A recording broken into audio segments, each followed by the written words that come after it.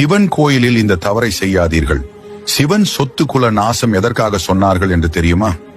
63 நாயன்மார்களின் ஒருவரான சண்டிகேஸ்வரர் பற்றி நீங்கள் தெரிந்து கொள்ள வேண்டும். சண்டிகேஸ்வரர் சிறு வயதிலேயே சிவபெருமானிடம் மிகுந்த பக்தி கொண்டவராக இருந்தார். ஒரு முறை அவர் பசுக்களை மேய்க்கும் போது பசுக்கள் சிவலிங்கத்திற்கு அபிஷேகம் செய்வதை அவர் கண்டார். அதனை தினமும் செய்வதற்காக ஒரு மண்ணாலான சிவலிங்கத்தை உருவாக்கினார். ஒரு நாள் அவரது தந்தை யச்சதத்தன் இதனை பார்த்து கோபமடைந்து சிவலிங்கத்தை காலால் எட்டி உதைத்தார்.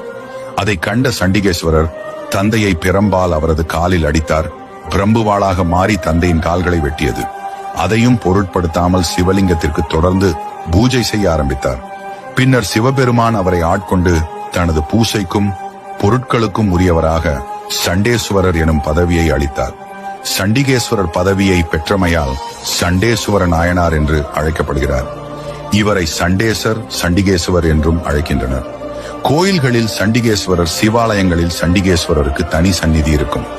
பக்தர்கள் சிவபெருமானை வழிபட்ட பிறகு சண்டிகேஸ்வரரையும் வழிபடுவர்.